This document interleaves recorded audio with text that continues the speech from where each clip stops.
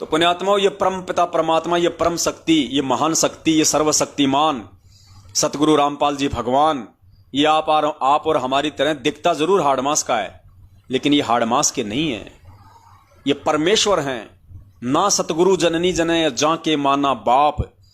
दास बार बार कहता है, या तो संत रामपाल जी महाराज जी को सतगुरु कहना छोड़ दो, यदि आप उन्हें भगवान नहीं मानते हो, उनको प्रकट हुआ नहीं मानते हो, यदि आप उनके शरीर को हाड़मास का मानते हो, तो या तो आप उनको सतगुरु कहना छोड़ दो, क्योंकि सतगुरु कहलाने का वही अधिकारी है जो हाड़ मांस के शरीर से दूर है, जो माता पिता के गर्भ से नहीं आता है, जिसको माता जन्म नहीं देती है, क्योंकि वाणी परमात्मा की है और वाणी कभी झूठी नहीं हो सकती। वाणी अमर है। और वाणी क्या कह रही है, सतगुरु के विषय में क्या परिभाषित कर रही है, सतगुरु की परिभाषा बता रही है वाणी कि ना सतगुरु जननी जने, कि जो सतगुरु होगा वो मां से गर्भ से जन्म लेके नहीं आएगा, उसको माता जन्म नहीं देगी। ना सतगुरु जननी जने जाके माना बाप, और पिंड ब्रह्मंड से रहित है, ये हाड़मास के शरीर से दूर है परमात्मा। ना जहां तीनों ताप, उस लोक में रहता है जहां पे तीनों ताप नहीं है। तो या तो संत रामपाल जी महाराज जी को जितने भी भगत हैं वर्तमान में, या तो उनको सतगुरु कहना छोड़ दो, उनको बंदी छोड़ कहना छोड़ दो। जो बात बात पे नारे लगा देते हो ना, बंदी छोड़ सतगुरु रामपाल जी महाराज की जय, तुम बंदी छोड़ भी कह रहे हो, तुम सतगुरु भी कह रहे हो, और मनाते हो तुम उनका जन्मदिन, मानते हो अपने जैसे हाड़मास वाला, तो तुम उल्टे परमात्मा के दोषी हो रही हो। तुम तो सोच रहे हो कि हम तो जयकारी लगा के भगवान को खुश कर रहे हैं, तुम भगवान को दुखी कर रहे हो, क्योंकि तुम्हारी इस करनी और इस कथनी में रात दिन का अंतर है। और परमात्मा कहते हैं कि भैया करनी तज कथनी कथ है, अज्ञानी दिन रात, और कुत्ते जीव भोकत फिरे सुनी सुनाई बात। ऐसे भक्तों को जो अपने गुरु को मानुष भी मानते हैं, अपने गुरु जी का जन्मदिन भी मनाते हैं, अपने गुरु जी को हाड़मास वाला भी मानते हैं, और फिर उसको बंदी छोड़ो और सतगुरु भी कहते हैं, ऐसे भक्तों की गिनती परमात्मा ने कुत्ते में की है, कुत्ते में। तो भाई हम सत्सेवक तो इस कुत्ते शब्द से दूर हो चुके हैं मालिक की दया से। हम तो हमारे परमेश्वर को परमेश्वर ही मान रहे हैं, परमेश्वर को हाड़मास का नहीं मानते। परमेश्वर की तेज पुंज की देह है, ये सौद स्वरूपी परमात्मा है, ये अविनाशी भगवान है। रोज संध्या आरती पढ़ते हो, संध्या आरती के एंड में गुरु वंदना करते हो आप। अपने आत्माओं, परमपिता परमेश्वर सतगुरु रामपाल जी महाराज जी के आशीर्वाद से दास का परिवार जब भी संध्या आरती करता है, लास्ट में जो शब्द आता है मेरे गुरुदेव भगवान, ये गुरु वंदना है। तो इस गुरु वंदना में हम सब लोग खड़े हो जाते हैं।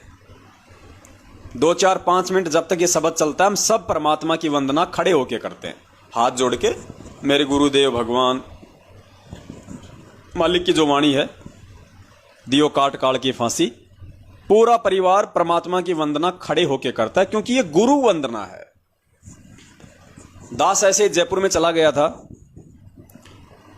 अब बहुत सारे भाइयों को नहीं पता इन सब बातों का, तो उसके घर पे आरती करने लग गए। आरती के बाद जैसे शब्द आया तो मैं और कजोड़ भगत जी दोनों खड़े थे। हम दोनों तुरंत खड़े हो गए और परमात्मा की वंदना की। वो भाई नीचे बैठा रहा, और हम दोनों भाई खड़े होकर परमात्मा का पूरा भजन गाया। उसके बाद में मालिक को दंडोत किया, नीचे बैठ गए। तो उसके बाद उसने कहा कि भाई आप लोग खड़े क्यों हुए, गुरुजी ने कब आदेश दिया। इनके पास तो एक डंडा है कि गुरुजी ने कब आदेश दिया। अरे तुम्हें हर चीज के लिए गुरुजी आदेश देंगे, तो दिन में 3 बार लेटरिन जाता है, तुझे गुरुजी आदेश देते हैं क्या? तो दिन में 3 बार चाय बना के पीता है, गुरुजी से आदेश लेता है क्या? कुछ कॉमन सेंस भी होती है इंसान के पास में। भाई वो गुरु वंदना है, और गुरु वंदना करते समय तुम नीचे बैठे हो, काहे की तुम गुरु वंदना कर रहे हो? अरे पहले हम इन देवी देवताओं की आरती करते थे, ओम जय जगदीश हरे, स्वामी जय जगदीश हरे, जय गणेश देवा, माता थारी पार्वती, पिता महादेवा, खड़े होके करते थे या बैठे बैठे करते थे? तो जब उन पत्थरों के सामने हम खड़े होके और गुरु वंदना करते थे, तो आज तो जिंदा कबीर है, आज क्यों नहीं करेंगे?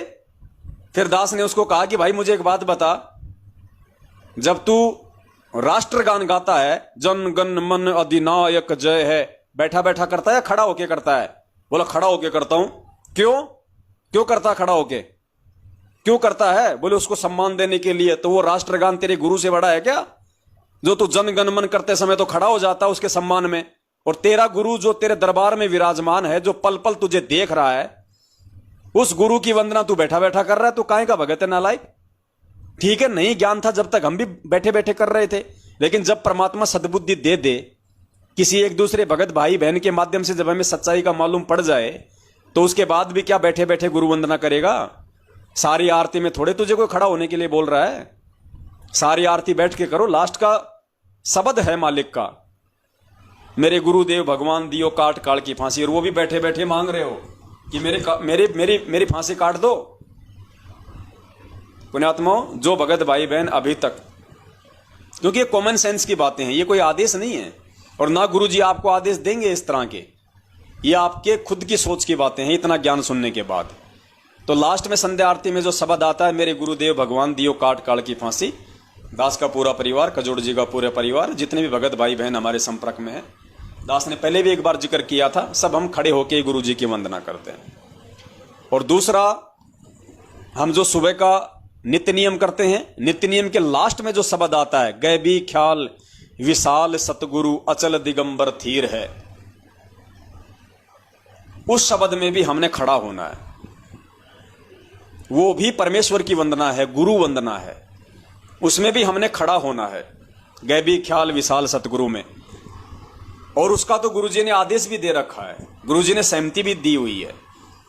आपने शायद एक बहन का इंटरव्यू सुना होगा, महाराष्ट्र के लोग थे, और गुरुदेव ने ही अपने सत्संग में उस बात का जिक्र किया था कि महाराष्ट्र के कोल्हापुर से कुछ भगत भाई बहन आए हुए थे, और उन्होंने कहा कि जी हम आपकी सुबह का ये नित्य नियम हम वो कर रहे थे, और जब नित्य नियम के समय जब लास्ट में जो शब्द आता है, गैबी ख्याल विशाल सतगुरु, उस समय पूरा परिवार खड़ा होके आपकी वंदना करता है। गुरुदेव बता रहे हैं अपने मुख कमल से, वो नहीं बता रहे थे, गुरुदेव सत्संग में बता रहे थे कि उन्होंने कहा कि जब सुबह का नित्य नियम में जब लास्ट का शब्द आता है, गैबी ख्याल विशाल सतगुरु, तो हम खड़े होके आपकी वंदना करते हैं। और जी प्रतिदिन की तरह जैसे ही वो शब्द आया, हम खड़े हो गए।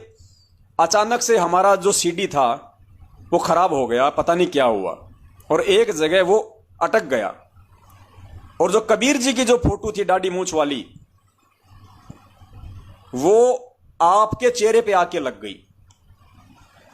यानी नीचे तो आपका शरीर ऐसे की ऐसे, और आपके चेहरे पे वो दाढ़ी मूंछ वाली फोटो आके लग गई। तो पुण्यात्माओं, गुरुदेव ने अपने मुख कमल से कहा कि जब वो शब्द आता था तो वो आत्माएं उसको खड़ा होके गाती हैं। अगर वो नहीं खड़ा होके गाने की है तो गुरुदेव जी उसको मना कर देते कि बच्चों आपने खड़ा होके नहीं गाना, वो शब्द बैठे बैठे गाना है। लेकिन गुरुदेव ने नहीं कहा, और उनकी बात को गुरुदेव ने सहमति दी, अपनी सहमति गुरुदेव ने प्रकट कर दी।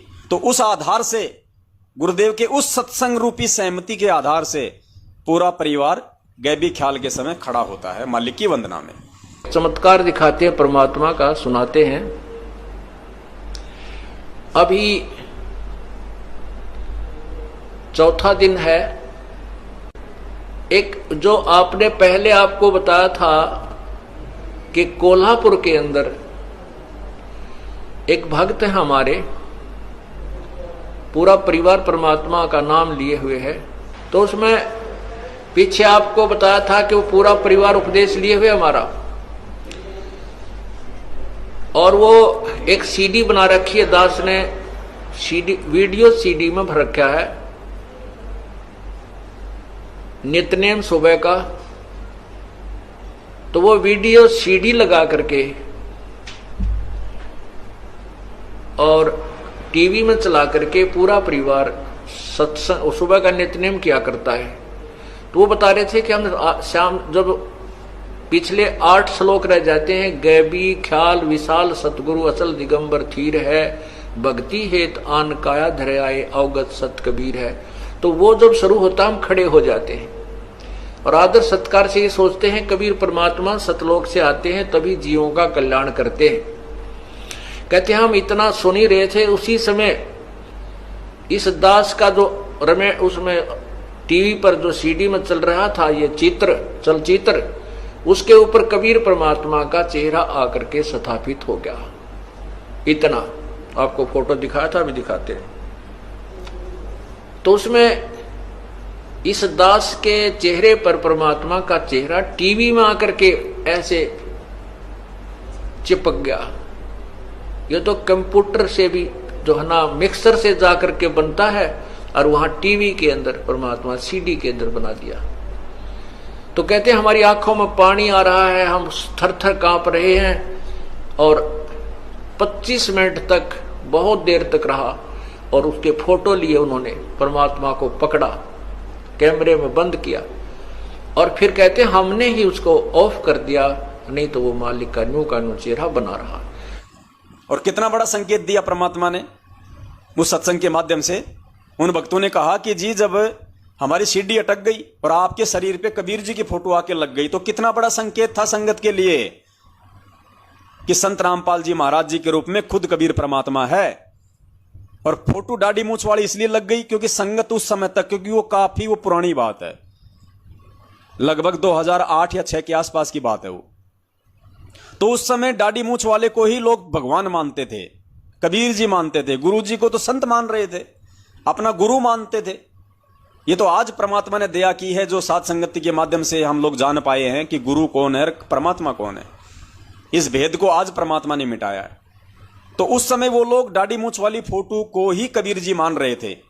तो परमात्मा ने उनकी उसी सोच आधार से, जिस फोटो को वो भगवान मान रहे थे, उसी फोटो को गुरुदेव के चेहरे के ऊपर सेट कर दिया। और फिर परमात्मा ने सत्संग में वो चित्र भी दिखाया। बोला जी हमने उसी समय अपने मोबाइल में वो चित्र खींच लिया, तो गुरुदेव ने सत्संग में वो फोटो भी दिखाई। और एक परमात्मा ने एक एग्जाम्पल बना दिया, एक परमात्मा ने सारी संगत के लिए एक वो सबूत बना दिया। हमें यह समझाया फिर परमात्मा ने कि पुण्यात्माओं, दास के रूप में परमात्मा है धरती पे, तुम मुझे रामपाल मत समझो, मुझे अपने जैसा मत समझो। पुण्यात्माओं, ऐसे ऐसे संकेत किए हुए हैं गुरुजी ने, क्योंकि वो आत्मा उस समय कबीर जी की फोटो को ही भगवान मानती थी। तो गुरुजी ने उसी फोटो को आधार बना के कहा कि वो परमात्मा ये साबित करना चाहता है कि मम संत मुझे जान मेरा ही स्वरूपम। अपने आप को छुपाते हुए गुरुजी ने कहा कि कबीर परमात्मा का यदि कोई संत है, उसको भी कबीर परमात्मा ही समझना चाहिए। तो ये बहुत सारी बातें हैं पुण्यात्माओं, लेकिन अब समझाएं किसको। अब सत्सेवक भाई बहन तो समझ चुके हैं, उनको तो कोई दिक्कत है नहीं किसी प्रकार की, उन पे तो दया है बंदी छोड़ की। उनको तो एडी से लेके चोटी तक उनके तो शरीर की नस नस में समा गया है कि हमारे गुरुदेव ही परमेश्वर हैं, गुरु ही भगवान है। और जीते जी जब तक इस शरीर में प्राण है, गुरुदेव के वचन पे चलेंगे, गुरुदेव की मर्यादा में चलेंगे, गुरुदेव के वचन से दूर एक कदम भी नहीं चलेंगे, चाहे धरती इधर से उधर हो जाए। लेकिन समस्या उन भाई बहनों के सामने आ रही है जो आज भी काल प्रेरित हैं और मैनेजमेंट के पीछे अंधे होके चल रहे हैं, वो विचार नहीं करते। तो समझाने में हम लोग लगे हुए हैं गुरुदेव के आशीर्वाद से, और ऐसी बात नहीं है, समय आने पे वो भी समझेंगे। भगवान धरती पे है, इतनी सद्बुद्धि तो दे रखी है परमात्मा ने, अगर उनको अपनी शरण में लिया है तो। लेकिन वही बात है भाई, एक